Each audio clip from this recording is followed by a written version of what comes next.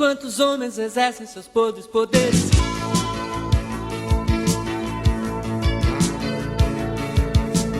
Bom dia, boa tarde, boa noite, Brasil. O podcast de hoje é sobre um assunto de grande interesse para mim e para a Nath. Um tópico que levantou inúmeras discussões na segunda metade do século passado e que hoje ainda possui espaço em pesquisas acadêmicas e no meio universitário, que é o da teoria da dependência. É isso aí, gente. E por isso, eu e o Luiz viemos trazer aqui uma cronologia dos acontecimentos que culminaram nessa teoria. Também vamos falar dos principais fundadores dela, que juntaram suas ideias, discorreram sobre o tema e contribuíram para que ela fosse concretizada na análise das relações internacionais. Exatamente. Mas para que seja possível compreender os tópicos que a gente vai abordar, é interessante trazermos, uma breve apresentação dos tópicos e ressaltar, no âmbito geral, os seus significados. E aí, a partir disso, a gente pode levantar e levar adiante nosso diálogo, complementando nossas ideias e debatendo os pontos pertinentes. Você pode começar? Óbvio, vamos lá. Quando eu falo, então, gente, aqui da teoria da dependência, é falar que ela buscou entender as relações do subdesenvolvimento dos países com a dinâmica do capitalismo mundial. E o que isso quer dizer? Que há uma estrutura econômica mundial que mantém países desenvolvidos e países subdesenvolvidos. Com isso, dá para a gente entender que essa dinâmica ela é uma garantia da manutenção de poder das grandes potências e ela também mantém o aspecto periférico das demais. Exatamente. E é interessante notar que, apesar da teoria da dependência ressaltar a questão dos países subdesenvolvidos em detrimento dos desenvolvidos, esse debate não começou nela. Pelo contrário, havia um outro grupo de acadêmicos e instituições que analisaram, dentre demais assuntos, o subdesenvolvimento da América Latina. Sim, que é o caso da Comissão Econômica para a América Latina, conhecida também como CEPAL, que visava examinar os problemas econômicos e sociais de países com desenvolvimento capitalista defasados, usando um método pautado numa teoria chamada de estruturalismo. Isso. E para a CEPAL, era necessário considerar as especificidades locais e regionais. O principal diretor dela foi o Raul Prebisch, que introduziu a ideia de que o sistema econômico mundial se organiza num sistema centro-periferia. Ou seja, os benefícios da divisão internacional do trabalho eram desiguais, em que nos países centrais as forças produtivas eram mais aceleradas, beneficiando toda a sociedade, ao contrário dos países periféricos, que, ao se concentrarem no setor agroexportador, trazia benefícios apenas à elite do país. E é exatamente esse ponto que demonstrou a falácia de algumas teorias do comércio internacional, principalmente as que defendiam a vantagem comparativa, justamente porque os países agroexportadores, ao se especializarem na exportação de matérias-primas, sempre ficariam dependentes dessas potências industrializadas. Sim, e para explicar essa situação de dependência dos países periféricos, a CEPAL e seus autores se fundamentam na questão do estruturalismo. E sobre isso, é válido mencionar que o estruturalismo faz uma menção aí à construção histórica de um país, que fez dele e faz dele propício ou não ao subdesenvolvimento. E a própria palavra estrutural faz alusão a algo que vem de antes, e, nesse caso, fundamentada na criação de um ambiente fértil para o subdesenvolvimento, que engloba todos os aspectos políticos, econômicos e sociais que estiveram presentes na formação do país. Nossa, cara, você definiu perfeitamente. E é legal, a gente citar essa explicação do estruturalismo, principalmente porque ele, nesse caráter da CEPAL, é entendido como um estruturalismo histórico. E nesse sentido, dá pra gente mencionar uma das maiores personalidades que influenciaram essa perspectiva estrutural e histórica da comissão, que é o Celso Furtado, Sim, e ele trabalhou inclusive na CEPAL desde a fundação dela, até ali meados do ano de 1957. Para ele, o estudo do subdesenvolvimento requer um esforço de teorização autônoma, além de que tal cenário seria contornado a partir de um esforço de industrialização interna. Ele também era mais focado nos desdobramentos históricos. E é interessante notar que, para ele, o subdesenvolvimento é resultado da expansão que os capitalistas tiveram sobre as regiões periféricas. Ou seja, não é só uma via que as economias com grau de desenvolvimento superior teriam percorrido. Exato, incrementando, né, o que você ressaltou, isso mostra o direcionamento tanto da CEPAL quanto do Furtado para os aspectos histórico-estruturais. Isso quer dizer que os processos históricos, no longo prazo, né, culminaram também em estruturas de subdesenvolvimento.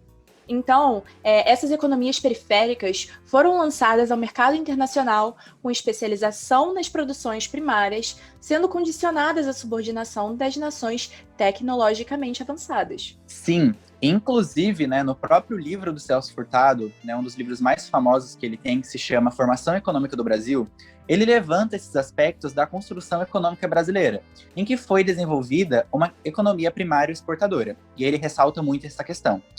E o resultado disso foi uma estrutura econômica com pouco dinamismo, em que a absorção da mão de obra e a efetivação de mercado foram ineficazes. E impediram também a internacionalização do desenvolvimento.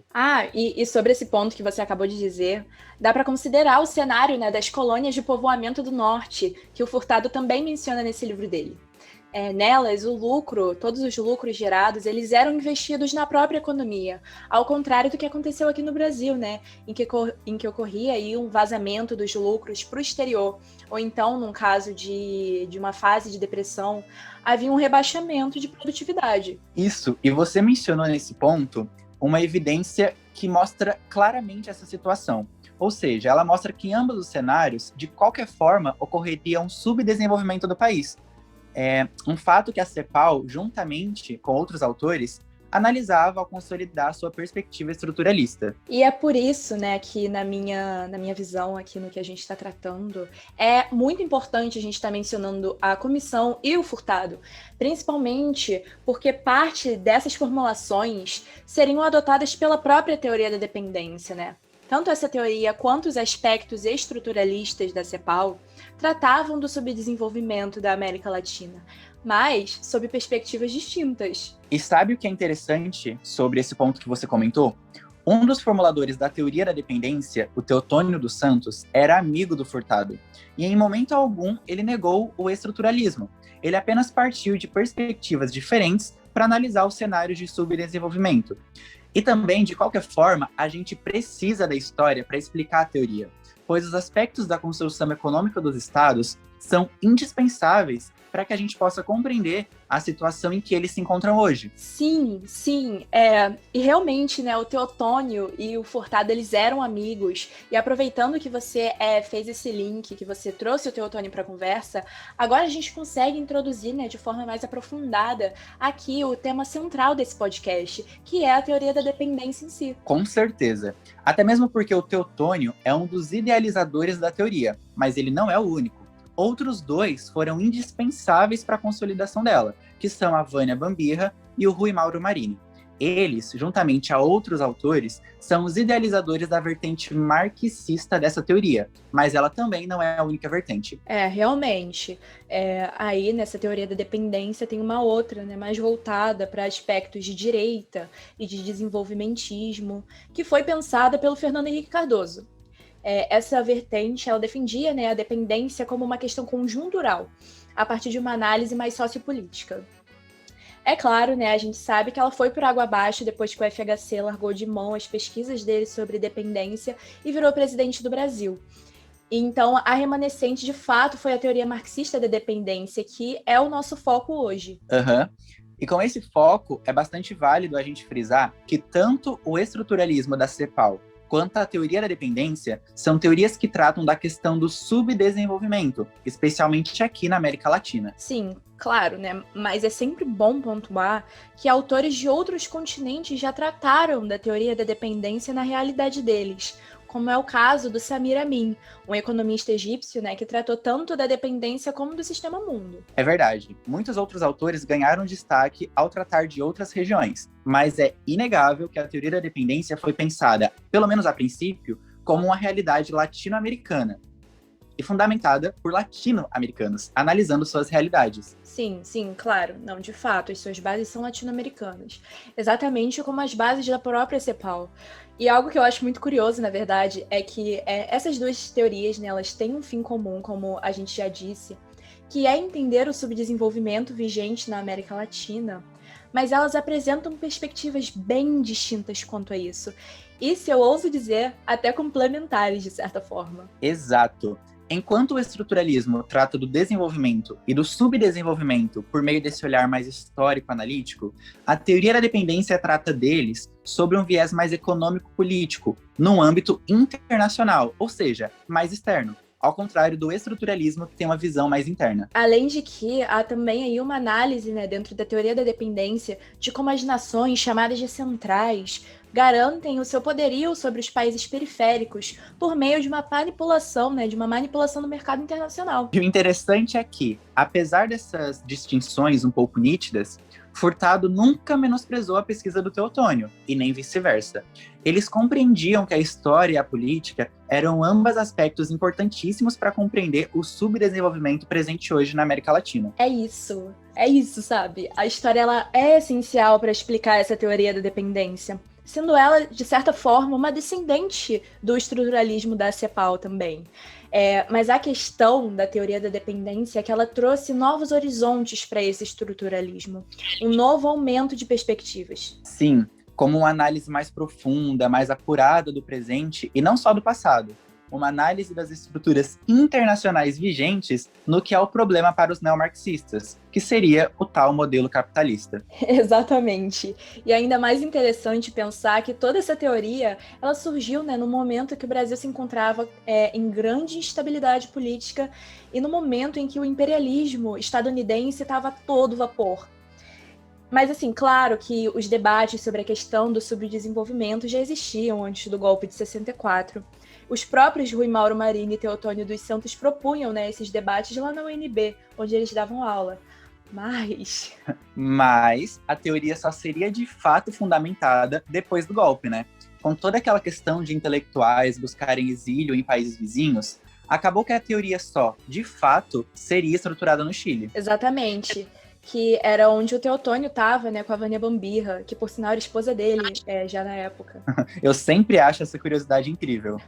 Eu também. E depois de um tempo, o Marini também vai encontrar com eles lá, já que ele estava exilado no México a princípio. Sim, e o André Gander Frank também foi pro Chile nessa mesma época, né?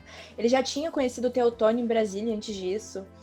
E uma curiosidade que eu acho muito engraçada no Gander Frank é que ele jurava de pé junto que ele não era dependentista e acabou que foi um dos fundadores de grandes ideias dessa vertente, né?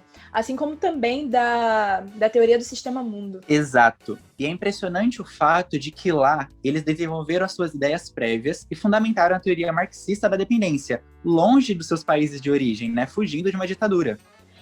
Só com exceção, né, do Gander Frank, que era alemão com nacionalidade estadunidense. Sim, verdade. Mas o próprio Teotônio disse em um artigo em homenagem ao Gander Frank que ele se sentia mais latino-americano do que estadunidense, ou mesmo alemão.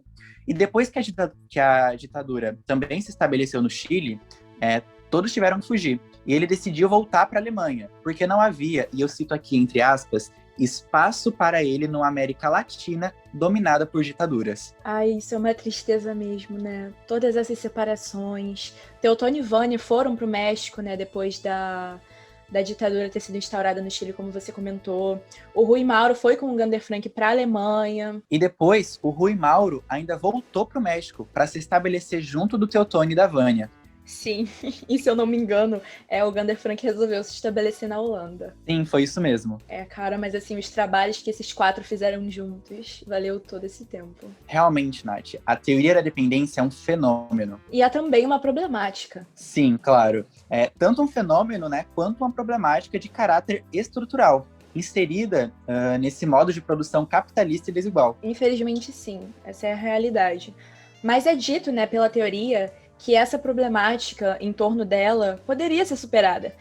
A parte complicada é que, para isso, todo o sistema capitalista dependente também precisaria ser superado. E isso é mamão com açúcar, né?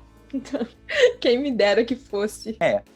Algumas soluções já foram dadas, nenhuma delas muito bem sucedidas por aí, como é o caso da Revolução Socialista. Sim, verdade. Alguns dependentistas afirmavam, né, que essa fosse a melhor opção, a mais viável.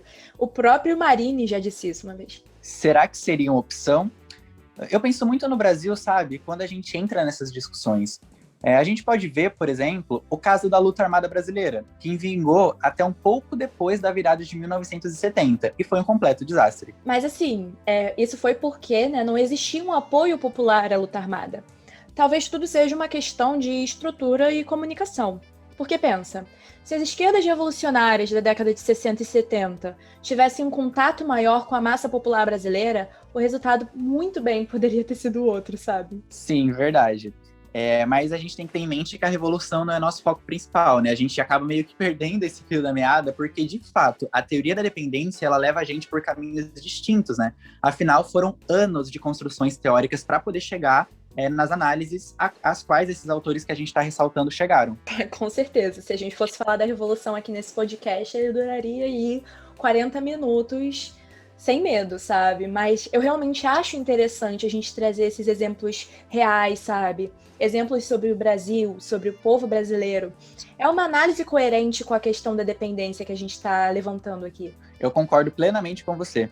A gente pode, então, trazer essa conversa um pouco mais para a atualidade brasileira. Certo, a gente pode, eu concordo com você. Tá, pensando então na dependência, né, e trazendo os principais aspectos para a realidade. A gente consegue enxergar nela, né, as relações entre países periféricos e centrais, como a gente já disse. Existem essas relações de dependência em assuntos de grande importância para o desenvolvimento interno dos países. Vamos, Luiz, eu tô tentando criar uma linha de raciocínio aqui, você precisa me ajudar. Tá, certo. Vamos lá, pensando no Brasil. A gente pode levantar a questão da permanência da concentração de capitais nas mãos de uma elite agrária, mesmo hoje, considerando o caráter agroexportador do país. E com isso, existe uma dependência também da importação de bens de consumo estrangeiros, dos tais países nos quais a gente chama de desenvolvidos e industrializados. Isso, perfeito. Certo, você chegou num ponto, então, muito bom. Bom, considerando, né, esse aspecto do Brasil, a gente, então, vê uma acentuação, né, do caráter subdesenvolvido do nosso país por meio desse mercado internacional. Indústrias precisam de bens primários. E qual seria o interesse dos poderosos do Brasil de haver algum tipo de industrialização para que eles percam seu mercado externo? Sem falar em toda a estrutura, né, que garante a permanência do Brasil como agroexportador. Não é só a minoria poderosa aqui do nosso país que garante isso, mas também os próprios países desenvolvidos que, desde lá de trás, no estabelecimento colonial, mantêm países como o Brasil como suas fontes de bens primários, né? Não querendo aí nenhum tipo de concorrência. E isso só acentua a desigualdade internacional, além da desigualdade interna nos próprios países, como a gente pode ver claramente aqui no Brasil. E é engraçado porque cada vez que a gente conversa mais sobre toda essa questão, né, toda essa estrutura internacional, parece cada vez mais que, né, essa ideia de que esse modo capitalista de produção só pode ser superado pela superação, né, do próprio capitalismo, isso cada vez parece mais forte para mim. E quem sabe um dia, né? Quem sabe?